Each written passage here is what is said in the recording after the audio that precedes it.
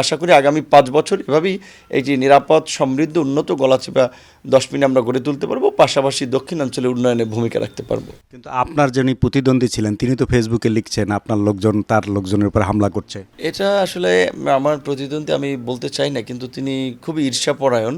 কারণ আমাকে বিএনপি এই ৫ই অগস্টের পর সেপ্টেম্বরেই কিন্তু চিঠি দিয়ে সহযোগিতা করতে বলেছিল যে ওখানে আমি এমপি প্রার্থী হচ্ছি।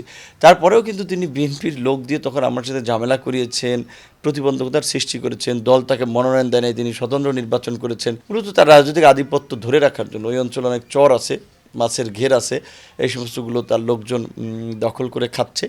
এই কারণে তো নির্বাচনের পরেও তিনি ধারাবাহিক মিথ্যা প্রোপাগান্ডা ছড়াচ্ছেন আমার ইমেজ ক্ষুণ্ণ করার জন্য, যে এখানে ভায়োলেন্স হচ্ছে, এই হচ্ছে।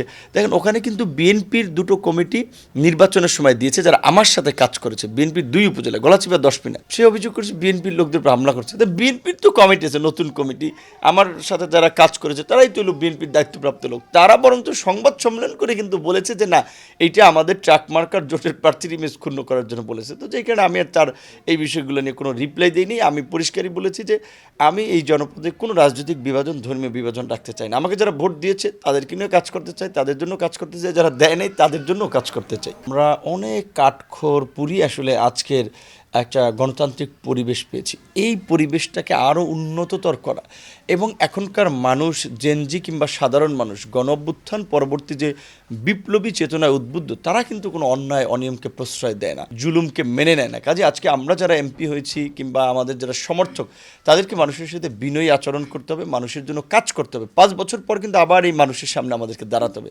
কাজে আমরা যদি ক্ষমতার অপব্যবহার করি, বাড়াবাড়ি করি, হানাহানি মারামারিতে যুক্ত হই, তাহলে মানুষ কিন্তু আমাদেরকে ভোট দেবে না। এবং বিশেষ করে আমরা এখানে যে ল্যান্ডস্লাইড ভিক্টরি পেয়েছি, জনাব তারেক রহমান দীর্ঘ ১৭ বছর নির্বাসিত জীবনের পর আজকে প্রধানমন্ত্রী হয়েছেন, এটি কিন্তু বিএনপি কিংবা দেশের মানুষের জন্য একটা বড় পাওয়া। কাজেই বিএনপি যেহেতু সরকার গঠন করছে, বিএনপির নেতৃবৃন্দকে আমি অনুরোধ করব যে সকলকে আমাদের দায়িত্বশীলতার পরিচয় দিতে হবে।